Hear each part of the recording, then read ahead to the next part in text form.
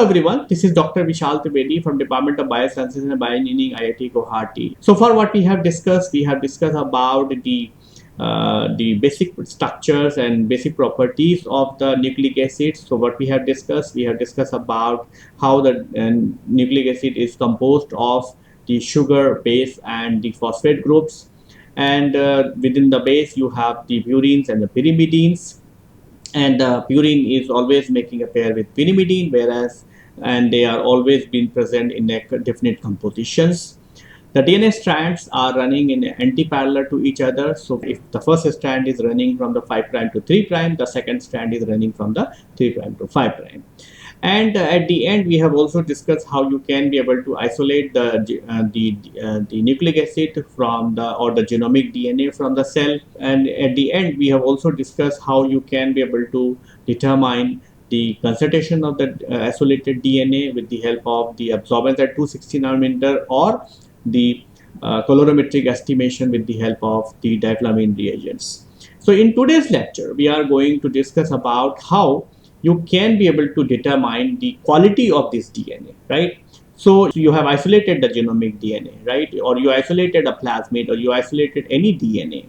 But how you will know that it is actually a high quality DNA, right?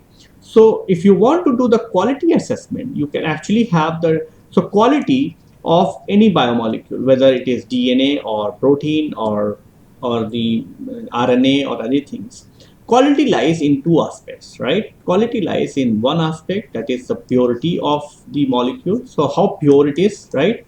And the quality of other molecule is what is the sequence, right? How authentic it is, right? Suppose you isolated a DNA, then it is important that you should know that apart from DNA, what are the other things you have purified while you are purifying from the cell, right? So because when you are purifying from the cell, you are subtracting or you're removing the other biomolecules, right? You're only isolating the DNA but not the RNA, or you're not isolating the proteins along with it or lipids, right? So purity analysis is actually going to tell you how pure your DNA, how much is the contamination of protein, what is the contamination of RNA, and what is the composition of lipid, right? These are the three major components which actually can contribute or which can actually add up into the purity of DNA. Apart from that, you also want to know what is the sequence, what will be the sequence of this DNA, which you are actually going to sequence. So DNA sequence is important because if you are purifying the human genome, or if you are purifying the human genome, it should not be the case that you actually isolated something else, right? And that information only you will get when you are actually going to do the sequencing of this particular DNA, right? And that is very relevant when you are actually working with the recombinant clones, right? For example, you generated a recombinant clones, then it is important that you verify that DNA with the help of the sequencing reactions. So first thing is how you can be able to determine the purity of the DNA, right? So the purity of the DNA can be determined by spectrophotometric method. You know that the DNA and RNA absorbs at 260 nanometer, whereas the protein absorb at 280 nanometer. But if you see the curve, right? So if you see the curve, what you will see here is that at 260, the DNA and RNA are going to absorb, but they also absorb at 280 nanometer, right? So this is for DNA and RNA, whereas for the proteins, it is actually going to be like this. So this is for the protein, right? Now what you see here is that this is showing a lambda max for the nucleic acid, right? For the nucleic acid, whereas this is the lambda max for the protein. But it does not mean that the protein is not contaminating or not, having any absorbent at 260 nanometer. And that's why it is important that we should calculate a ratio of 260 to 280 ratio. So what you can do is you take the absorbance not only at 260 nanometer but at 280 nanometer, and that is actually going to tell you the purity of your sample. For example, if you calculate the 260 to 280 ratio, and if it comes at 1.8, right, then it is a pure DNA. right? If 260 to 280 ratio is less than 1.8, then there will be a contamination of the protein, which means this component is now increasing and this component remains the same, right? This means it is actually going to, the ratio will actually going to lower down, right? This means, see, the what will be the, if it is a 50-50 contribution, right, then the ratio is going to be 1, right? Because then the absorbent at 260 and 280 are actually going to be equal, right? So that time the contamination would be 50%. But if it is less than 1.8, then there will be a contamination of protein. Now, if 260 to 80 ratio is more than 2, right, which means you are actually going to have very high absorbance at 260 nanometer, that means there will be a contamination of RNA into the DNA prep. Now, this is very important to understand. You know that the DNA is double stranded, which means you have two strands and the bases are inside. So, whereas the RNA is mostly being single stranded, right? Which means this is the RNA with the bases. Now, if you see the very carefully, the bases within the DNA are being protected within the DNA structure, right? And because they are not exposed to the outer environment, because one base is, put next to the each other, they are actually going to show the lesser quantum yield and lesser excitation to the light, okay? And because of that, they are actually going to show you the lower absorbance compared to the RNA molecule, because the RNA, the bases are exposed to the water and exposed to the outer environment, and because of that they will actually going to make the absorbance more, right? And because of that, the RNA is actually going to show you the more absorbance compared to the DNA. So even if the DNA is pure and if there is a RNA contamination, the RNA is actually going to show you the 260 reading more. So if the 260 reading is more and 280 is same or equal, then the ratio will actually above 2, right? And that's how it is actually going to give you the indication that there is a contamination of RNA species. Now, this is all about the DNA purity, right? Now, the second point is about the sequencing. So, DNA sequencing, right?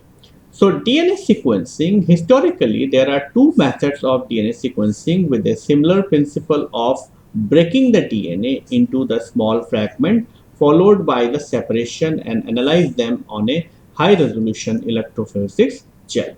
So, if you want to sequence any biomolecule, you are supposed to do this, right? So, for example, if this is the DNA, what we want to sequence, what we can do is we can just split this into small fraction, right? And then we can actually be able to sequence. So it's actually the same rule as divide, right, and sequence, because it is easy to then manage these small fragments. You cannot actually manage a 3 kb DNA, but you can easily manage 100 base pair DNA, because then it is easy to manage, right? So what you can do is you amplify this particular sequence with a modified base. So when you amplify this with a modified base, wherever you are actually going to have the modified base, it is actually going to break, right?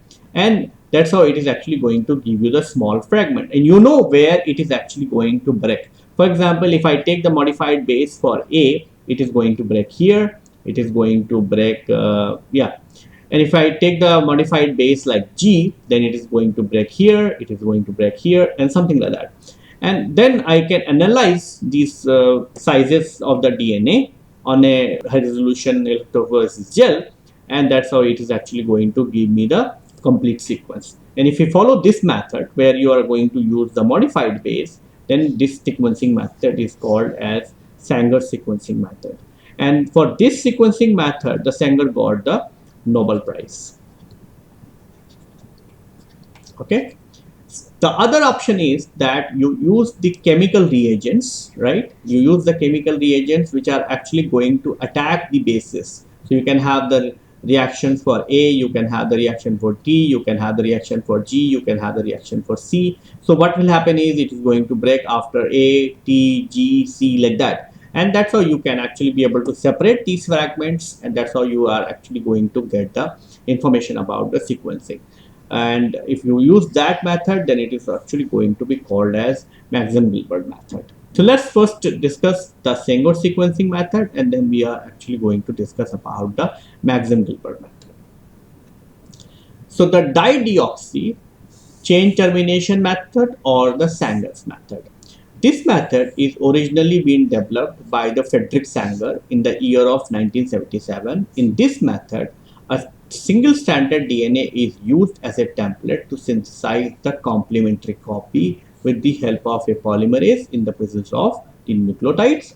The polymerization reaction contains a primer and the nucleotides, three normal nucleotide and a 2' 3' dideoxynucleotide triphosphate, which is a modified nucleotides. When the DNA polymerase utilizes the DDNTPs as nucleotide, it gets incorporated into the growing chain, but chain elongation stops as the dideoxy due to the absence of 3' hydroxyl group.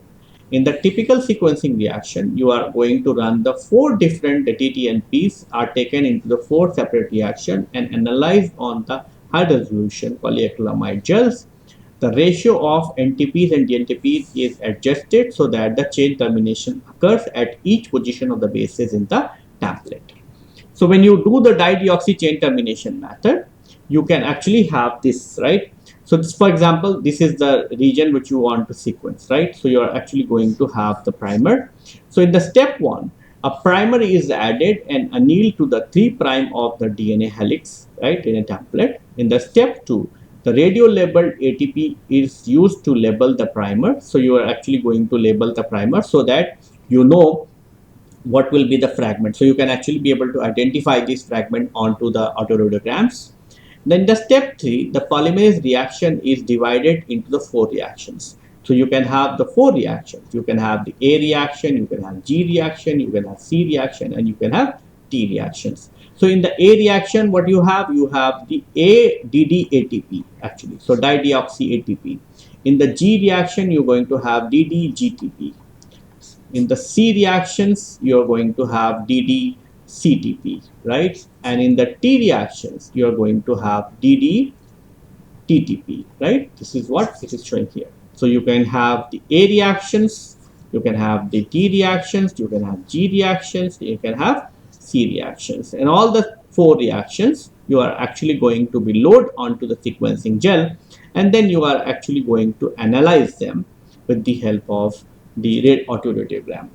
So in the step 4, the DNA synthesis continue until the terminated by the incorporation of the specific dideoxynucleotides, right? Because the dideoxynucleotide does not contain 3' hydroxyl group. So it will actually going to terminate the chain elongations. Then you are going to a chase of the polymerization reaction is performed in the presence of high concentration of NTPs to extend the all non-terminated sequence into the high molecular weight DNA. This high molecular weight sequence will not enter into the sequencing gel. So because the pore size what you are going to adjust in of the sequencing gel in such a way that this high molecular weight DNA is not going to enter, because this high molecular weight DNA will not going to provide you any information about the terminations, and they are actually going to make the analysis more complex. So in a Sanger sequencing method, what you have is you have a DNA, what you have a target DNA, and that you have to sequence. So what we have, if you want to do a DNA sequencing using the Sanger sequencing method, you have the 2 way. Either you can go with the gel filtration chromatography, gel electrophoresis, or you can do the capillary electrophoresis. So the first step is that where you have to take your DNA into the Eppendorf, and then you have to add the primers. These primers you have to add into the 4 reactions. If you remember, we have said that you have to divide the reactions into the 4 reactions, and then you have to add the DNA polymerase into the each reactions. So you have to add the reactions number 1, 1, 2, 3, and 4. Once you added the DNA polymerase into the 4 reactions, then you are going to add the nucleotides.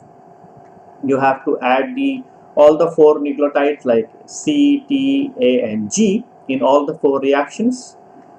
And in the subsequent step, you are going to add the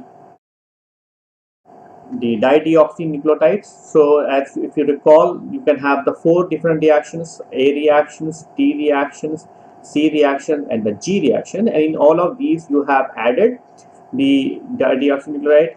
And what is the difference between a normal versus dideoxynucleotides? The difference between a normal DNTP is that it has the 5 prime phosphate, and you have the hydroxyl group at the 3 prime, whereas in the case of dideoxynucleotide you have the this OH is missing, and because of this OH is missing, it will going to stop the synthesis. Let's see how it is actually going to stop the synthesis. So you can imagine that if there is a DNTPs, it actually will going to form a bond by the phosphodiester linkage, and the OH is still there, so that will continue the synthesis. Whereas in the case of the dideoxynucleotides, once the dideoxynucleotide is going to use its phosphate and going to form the phosphodiester linkage, since the OH is missing on this side, it will not going to allow the incoming nucleotide to bind. So that's how it is actually going to stop the synthesis of the DNA synthesis by the DNA polymerase. Now what you have to do is you have to take the four reactions and put it into the thermal cyclers, where you have all the reagents. In the thermal cycler, you have the different steps. Like in the first step, you are going to do the denaturations. So in the denaturation step, you are going to increase the temperature of the thermal cycler, and once you increase the temperature of the reactions, the two strands of the DNA are going to be detached, and then you are going to add the primers, and the primer will anneal, and then there will be an extension.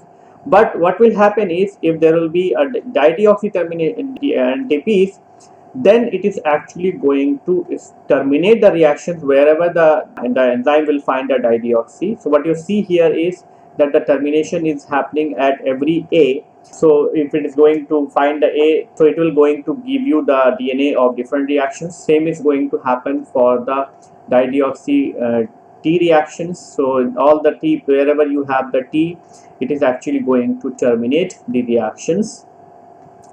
Same is true for the C reactions. So wherever you could find the C, it is actually going to terminate. Like here, it is going to terminate, and so on. So same is going to happen even for the G reactions, that wherever it is find the G, it is actually going to terminate. So for example, in this case, it has find the G at the end, so it is going to terminate at this point, then it is going to terminate at this point, and that's how you see they are actually going to give you the different reactions.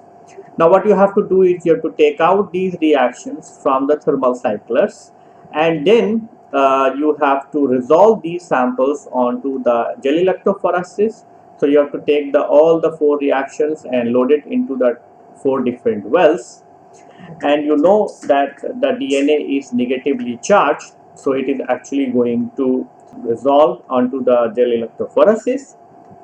So you load the fourth reactions, and then you connect it to the power pack and you turn on.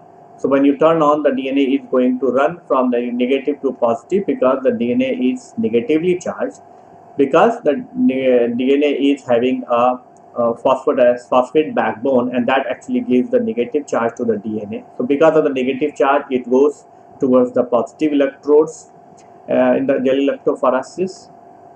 And you know that this migration is inversely proportional to the size of the DNA. So the smaller DNA will run faster and the larger DNA will run slower. Now what you have to do is, once you have resolved the DNA, you have the two ways in which you can be able to visualize this DNA. You have the either utilization of the radio labeled primers, or you can use the labeled DNTPs. That labeling you can do with the radioactivity. So what you can do is you can use the P32 labeled DNA, a labeled basis, and that is actually going to label the DNA when it is actually going through with the synthesis. So irrespective of whether you use the labeled primer or the labeled ATPs, once you got the DNA being resolved onto the agarose, then you have to do is you have to visualize the DNA band with the help of the autoradiography.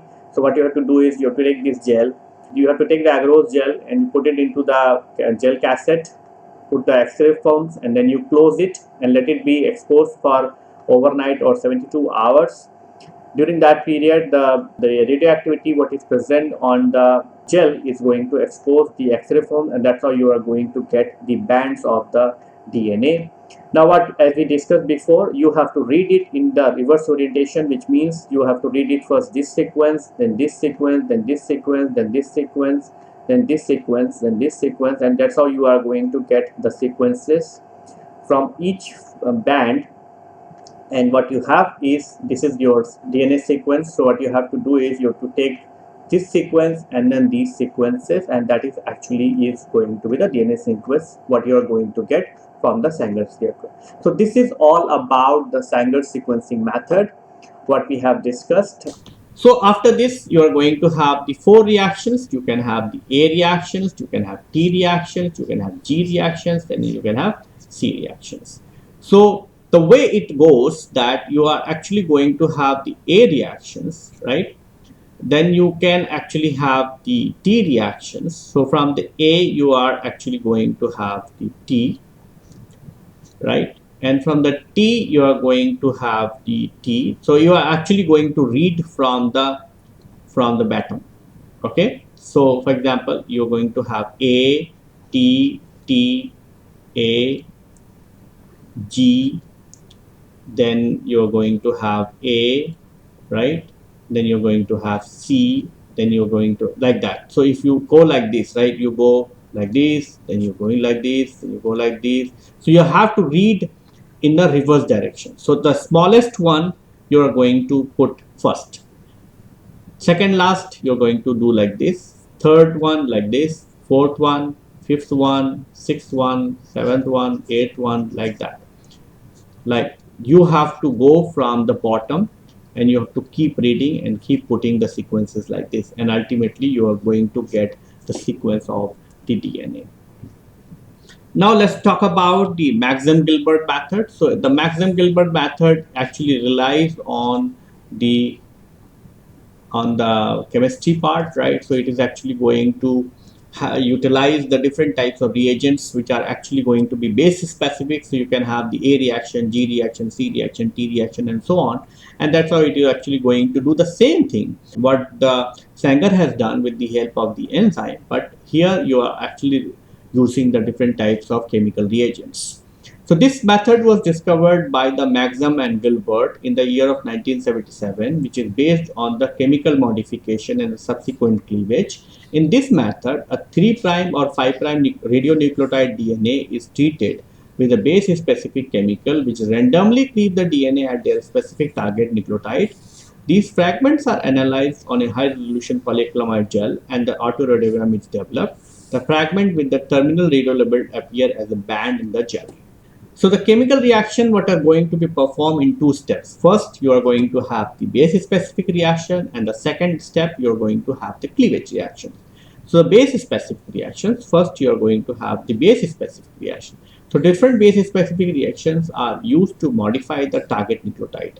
So reaction 1, you are going to have the dimethyl sulfate or DMS, which is actually going to modify the N7 of the guanine and then open the ring between C8 and C9. This is going to be called as G reactions.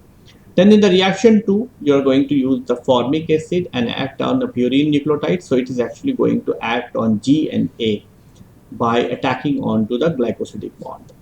Then you have a reaction 3, which is where you're going to have the hydrazine, and which is actually going to break the rings of the pyrimidines. So it is actually going to be not specific for a particular base, but it's only going to be specific for pyrimidines. So it's going to be called as T plus C reactions. Then you're going to have reaction 4, whereas in the presence of salt, it breaks the ring of the cytosine. So it's going to be called as C reaction. So basically you're going to have 4 reactions. One is called G reaction, other one is called as A plus G reactions. You're going to have C plus T reactions, and you're going to have the C reactions.